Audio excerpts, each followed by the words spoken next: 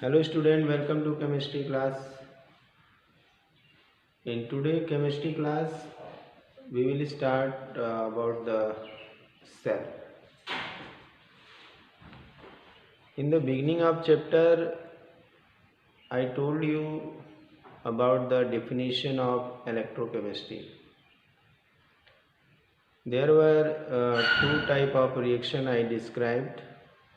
One is the spontaneous reaction through which chemical energy is converted into electrical energy, and next was the non-spontaneous reaction in which electrical energy is converted into chemical energy.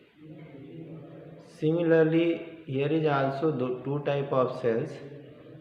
One can convert chemical energy into electrical, that is named as electrochemical cell, and other is the uh, electrolytic cell, which can convert or use electrical energy to convert uh, or store chemical energy. These are the two. Okay, so cell हमारे पास क्या है? Cell device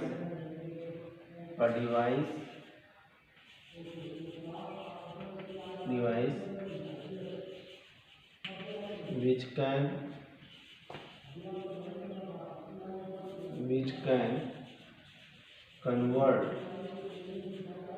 electrical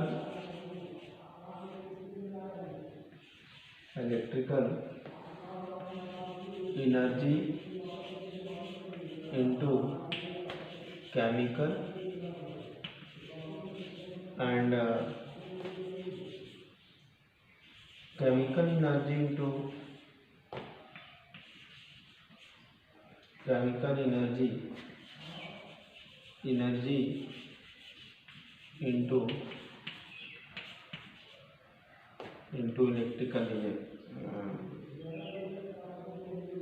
electrical convert electrical energy into chemical and chemical energy into electrical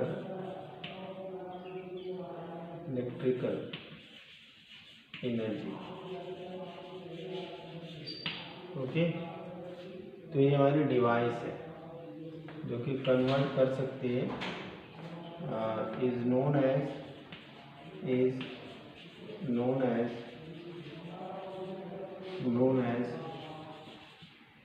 cell. Okay, is known as cell.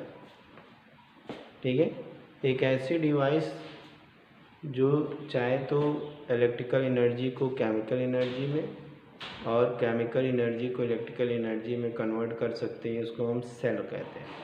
ठीक है, अब ये जो cell यहाँ पे हमें दिख रही है, सेल दो तरह की है. सेल हमें कैसी दिख रही है? टू टाइप की सेल दिख रही है. तो हम यहाँ पे सेल के दो पार्ट बना देते हैं. एक तो हमारी पहला जैसे है कि convert electrical energy into chemical, means electrolytic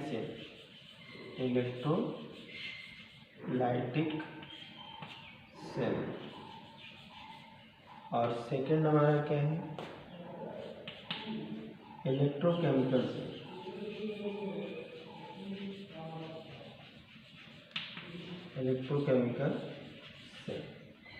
ठीक है, एक तो हो गई हमारी इलेक्ट्रोलाइटिक सेल और एक हो गई इलेक्ट्रोकेमिकल सेल.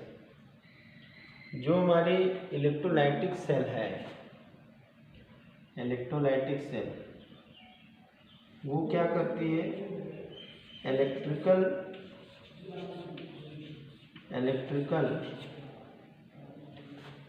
एनर्जी को कन्वर्ट करती है केमिकल एनर्जी. ठीक है, इलेक्ट्रिकल एनर्जी को केमिकल एनर्जी में स्टोर करती है. ठीक है, और दूसरे यहाँ पे इलेक्ट्रोकेमिकल सेल है जो कि chemical energy into electrical energy, ठीक है, इनटू इलेक्ट्रिकल एनर्जी। तो पहले तो हम ये दो चीज़ें जान गए, एक तो जान गए कि सेल क्या होती है और हमने सेल के दो पार्ट भी जान लिए।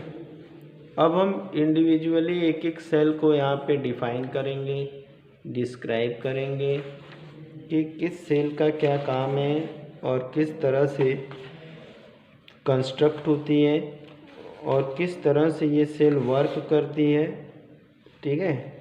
तो हम सबसे पहले जो है स्टार्ट करेंगे इलेक्ट्रोकेमिकल सेल, ठीक है। सबसे पहले हम लोग देखेंगे इलेक्ट्रोकेमिकल सेल, ओके। तो अब यहाँ पे हम देखेंगे electrochemical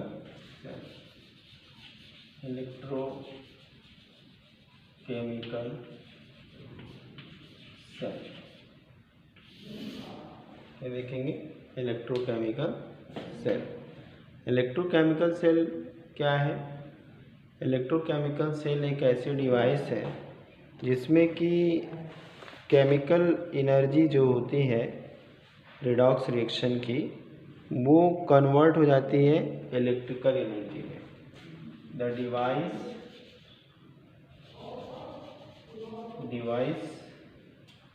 in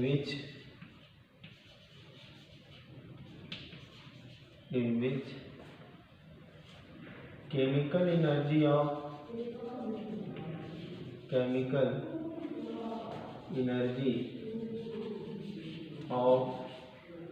a redox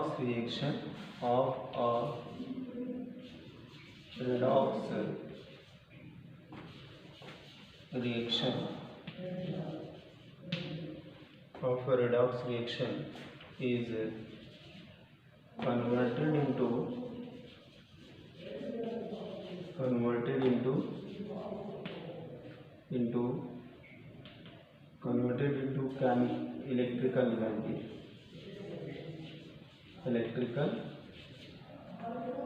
electrical energy, okay, is known as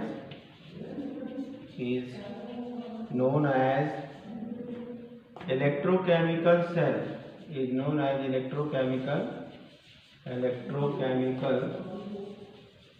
chemical cell, okay. So electrochemical cell is such type of device which can convert chemical energy of redox reaction into the electrical energy, that is known as electrochemical cell। और जो सबसे simplest electrochemical cell है, the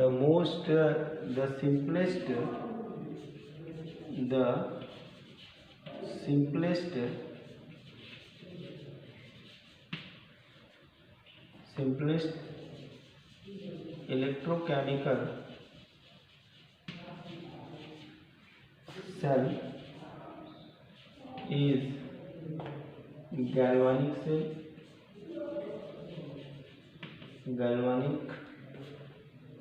cell or voltaic cell or Daniell cell।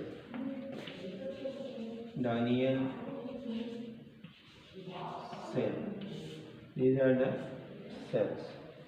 Example, अब ये देखेंगे कि ये cell कैसे बनी होती है और कैसे ये काम करती है, इसमें क्या चीज़ें होती हैं in which जिंक इलेक्ट्रोड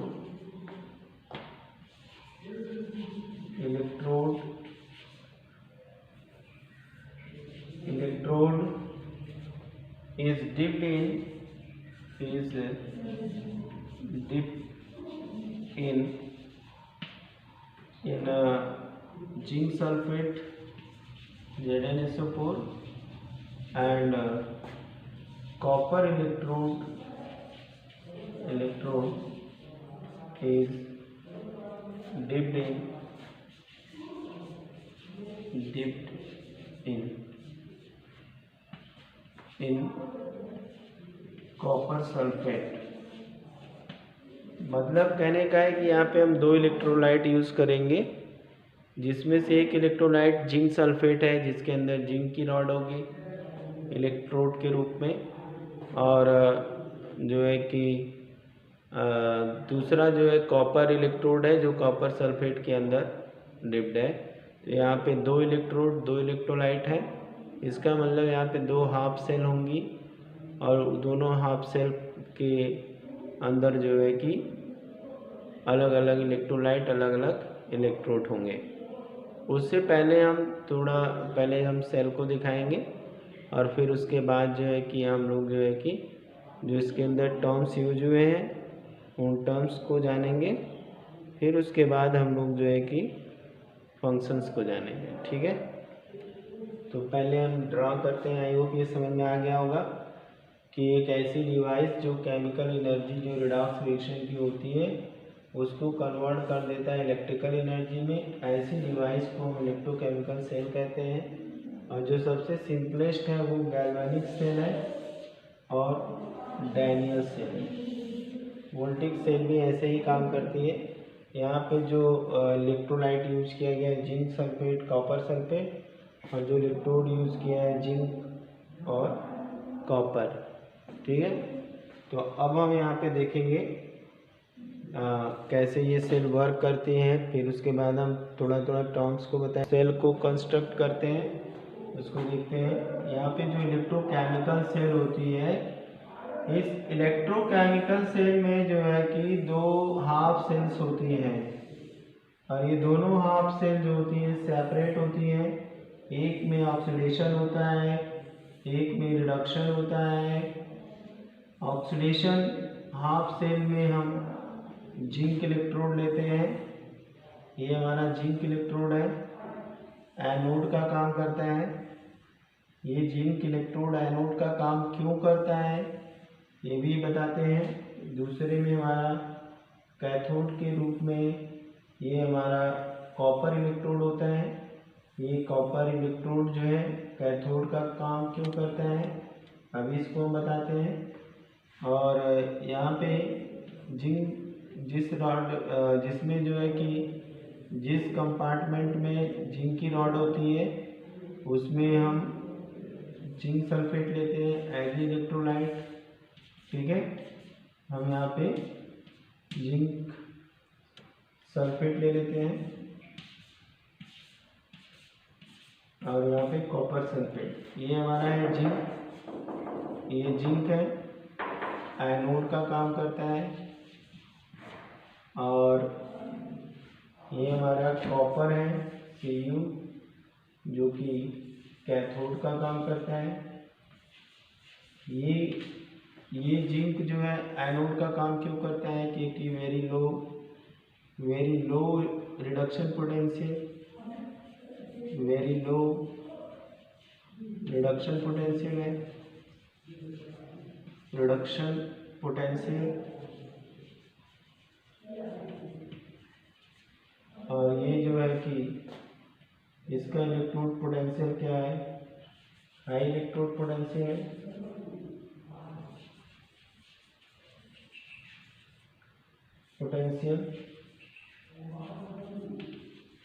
ठीक है, हाई इलेक्ट्रोड पोटेंशियल है। ठीक, इसलिए इसको कैथोड बनाया गया, इसको जो है कि एनोड, यानी इसका निगेटिव पोटेंशियल होता है, इसका पॉजिटिव पोटेंशियल होता है, ये भी ध्यान में रखेंगे। इसके अंदर इलेक्ट्रोलाइट के रूप में जिंक सल्फेट है ZnSO4, इसमें जो है कि कॉपर सल्फेट है CuSO4, इसमें होता है ऑक्सीडेशन, तो इसको हम कहते हैं ऑक्सीडेशन हाफ सेल। ठीक है, इसमें होता है ऑक्सीडेशन रिडक्शन, यहाँ पे होता है रिडक्शन, तो इसको हम कहते हैं reduction half cell. Half cell इन दोनों सेल को जोड़ने के लिए यहाँ पे साल्ट ब्रिज है, ब्रिज। इसमें जो है कि कॉटन प्लग लगा रहता है, जिसको हम कॉटन प्लग बोलते हैं, कॉटन प्लग। इसके अंदर जो है कि एक जेल भरा होता है,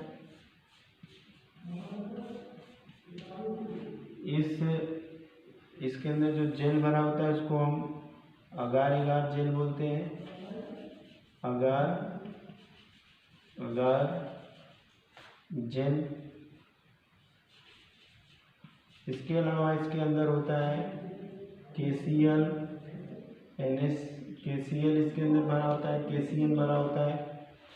इस साल्ट ब्रिज के अंदर जो है यहाँ पे KCl भी हो सकता है, KCl भी हो सकता है, कोई भी मोनो KNO3 भी हो सकता है, यहाँ पे KNO3 भी हो सकता है, NO3 और NH4Cl भी हो सकता है। ठीक है, इसके अंदर ये भरा रहता है।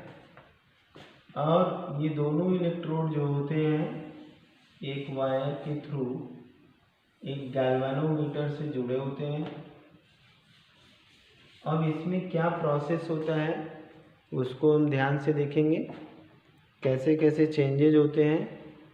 ठीक है, तो अब देखिए पहले क्या होता है, जैसे इन सेल को जोड़ते हैं सर्किट कंप्लीट हो जाती है। ये हमारा जो साल्ट ब्रिज है ये सर्किट का काम करता है। ठीक है, अब इसमें क्या होगा कि जिंक Zn+2 सॉल्यूशन के अंदर आता है, zinc sulphate Zn+2 SO4 minus minus, ये आया सॉल्यूशन के अंदर, ये जाएगा इधर इलेक्ट्रोड की तरफ, ये जाएगा इधर। इसी तरह से कॉपर सल्फेट CuSO4 में ये टूटेगा Cu2+ SO4 माइनस में, ये इधर की ओर मूव करेगा और ये इधर की ओर मूव करेगा। एनोड पे क्या होगा कि ये जो जिंक है इलेक्ट्रॉन लूज करेगा, Zn2+ बनाएगा 2+, और इलेक्ट्रॉन यहाँ पे निकलेगा 2 इलेक्ट्रॉन। ये इलेक्ट्रॉन यहाँ से मूव करना शुरू करेगा और इधर की ओर आना शुरू करेगा कैथोड की ओर। इसी इलेक्ट्रॉन को कॉपर लेकर के, 2 इलेक्ट्रॉन को लेकर के ये रिड्यूस हो जाएगा Cu में। ठीक है, अब हमने क्या देखा, जिंक आयन सॉल्यूशन में आया, कॉपर आयन रॉड पे गया, इलेक्ट्रोड यानी कैथोड पे गया, रिड्यूस हो गया यहाँ पे कॉपर के फॉर्म में। तो हम देखेंगे कि थोड़ी देर बाद ये जो हमारी कॉपर की रॉड है वो मोटी होती जाएगी और जो हमारी इसकी रॉड है वो पतली होती जाएगी। ये धीरे धीरे क्या होगी, पतली होती जाएगी और इस समय इलेक्ट्रिसिटी जनरेट होती रहेगी। ठीक है, तो इस तरह से जैसे ही हम सेल को कंप्लीट करते हैं, इसमें हमारा साल्ट ब्रिज काम करता है एक इंटरनल सर्किट का। जिंक आयन सॉल्यूशन में आता है, अपना इलेक्ट्रॉन लूज कर देता है, इलेक्ट्रॉन एनोड पे आ जाता है, इसलिए ये निगेटिव होता है। इलेक्ट्रॉन इधर से इधर कैथोड की ओर जाता है, कैथोड पे पॉजिटिव आयन आते हैं इसलिए ये पॉजिटिव है यहाँ पे। ये कैथोड पे आने वाला जो कॉपर आयन है वो इलेक्ट्रॉन लेकर के रिड्यूस हो जाता है, इसलिए ये मोटा हो जाता है। और ये जो हमारा साल्ट ब्रिज है इसके अंदर जैसे KCl या KNO3 NH4Cl भरा हुआ है, वो क्या करता है, चार्ज कैरियर का काम करता है, यहाँ से चार्ज ट्रांसपोर्ट करने का काम करता है। जैसे जिंक यहाँ पे आएगा, यहाँ क्लोरीन आएगा, अपना इलेक्ट्रॉन इसको दे देगा। यहाँ पे क्या होगा, कॉपर आयन जब निकलेगा ये सल्फेट आएगा, तो पोटेशियम आयन आएगा, यहाँ पे अपना चार्ज इसको ट्रांसफ़र कर देगा। इस तरह से जिंक इसके अंदर आ जाएगा, सल्फेट भी इसी के अंदर आ जाएगा। ये खाली अपने इलेक्ट्रॉन को, अपने चार्ज को ट्रांसफ़र कर देंगे और ये कंटिन्यू सर्किट चलती रहेगी और केमिकल एनर्जी इलेक्ट्रिकल एनर्जी में कन्वर्ट होती रहेगी।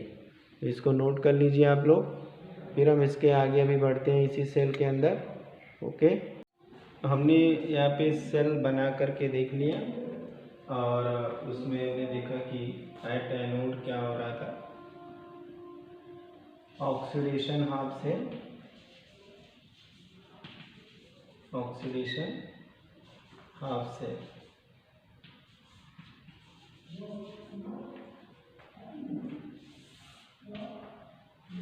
electrode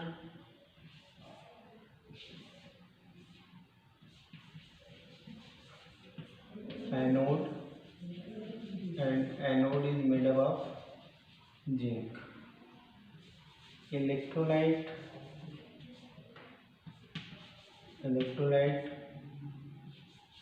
ZnSO4,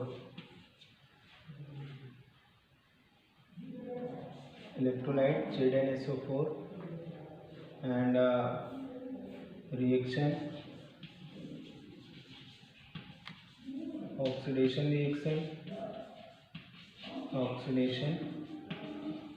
reaction and zinc oxidized into zinc ion and it release electron. Okay, in reduction half cell, reduction half cell,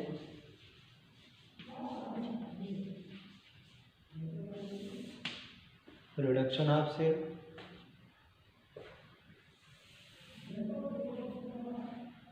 reduction half cell, what happens? Electrode is cathode and that is copper. Electrolyte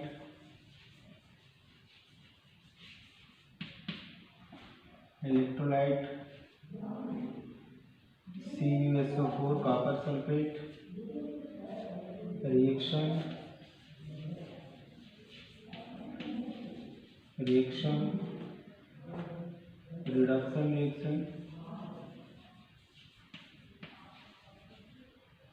reaction, copper reduce by taking electron into copper.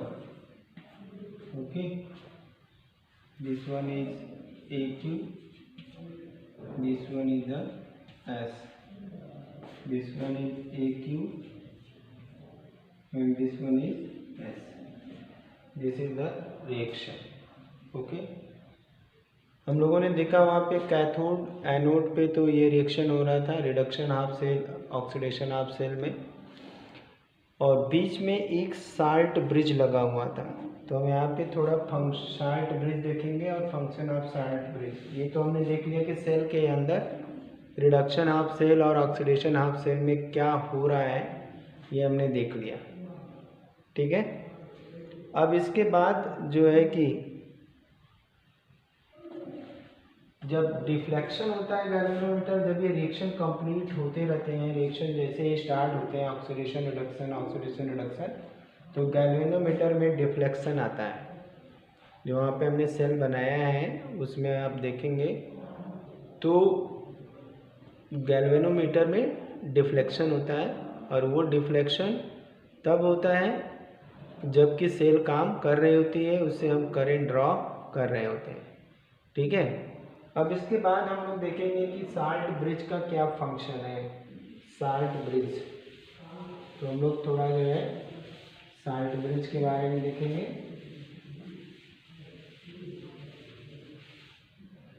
salt bridge.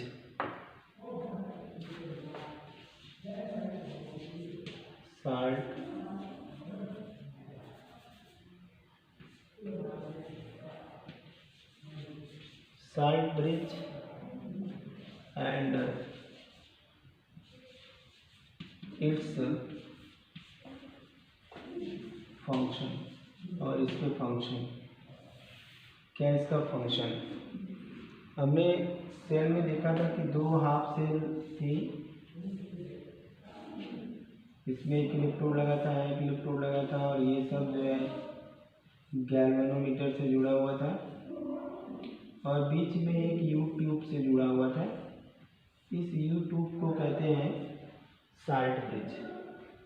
और इस salt bridge के अंदर यहाँ पे cotton plug हमने बनाया था और बताया था कि इसके अंदर जो है एगार जेल भरा रहता है। इस जेल के अंदर पोटेशियम क्लोराइड या KNO3 कुछ भी हो सकता है, ये चार्ज ट्रांसफ़र करने में मदद करते हैं। ठीक है, तो ये हमारा होता है। तो इसके बारे में थोड़ा सा लिख लेते हैं यहाँ पे। Salt bridge is made up of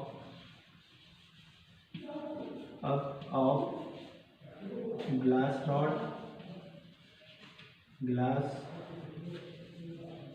rod which is of U shape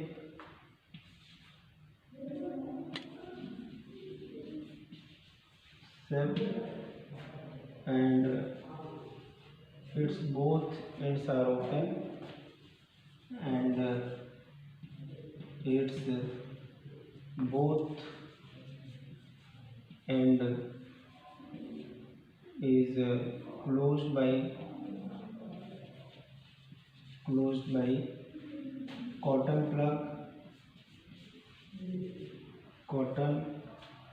plug and it is filled with agar gel and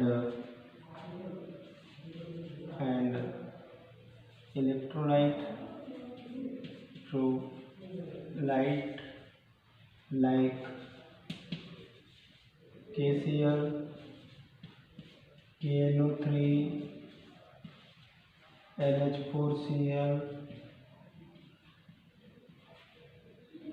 okay, NH4Cl.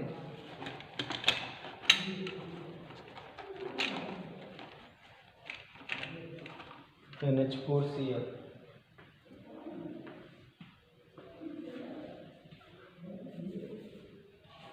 Salt bridge. And now you will see here what is the function. What is the function of salt bridge?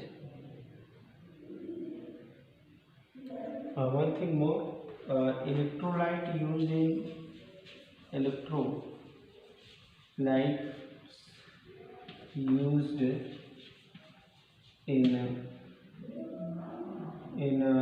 salt bridge are inert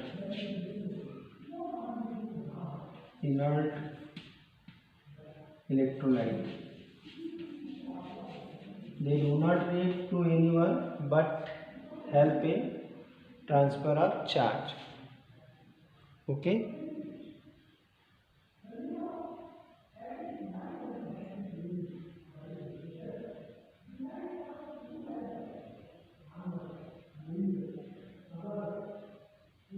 Okay. Now salt bridge, they have two important function. Now we will see the function of salt bridge.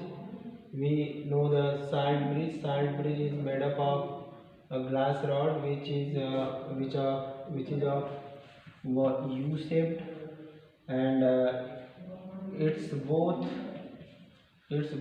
end is closed with cotton plug and it is filled with agar-agar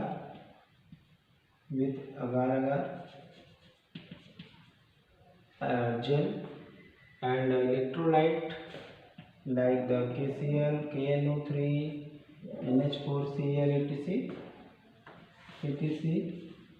And the electrolytes used in salt bridge are inert electrolyte. It is supposed that they do not interact with anyone. Okay, it is supposed that they do not interact with anyone. इसके बाद हम लोग function देख लेते हैं. Salt bridge has mostly two functions.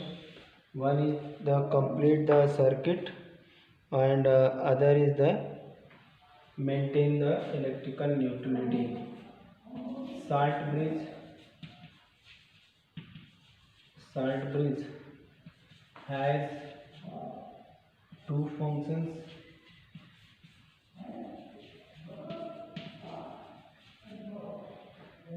First is it complete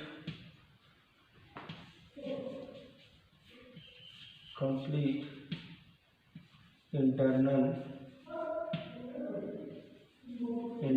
circuit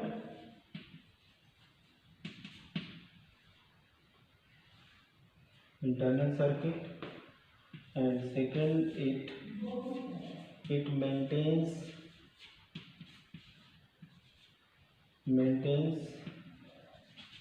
electrical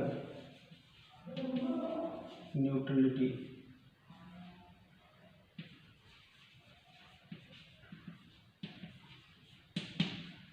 okay, neutrality को maintain रखते हैं और जो है कि ये इंटरनल सर्किट को कंप्लीट करते हैं. अगर हम यहाँ से इसको निकाल दें तो ये सेल काम नहीं करती है. तो ये इंटरनल सर्किट का काम करता है और न्यूट्रलिटी को क्या करता है, मेंटेन रखता है. ठीक है, तो आज हम लोगों ने सेल, इलेक्ट्रोकेमिकल सेल, उसमें होने वाले रिएक्शन और साल्ट ब्रिज के फंक्शन को जान लिया. इसके आगे हम लोग कल जो है कि सेल डायग्राम पढ़ेंगे, representation. Okay, thank you, have a nice day.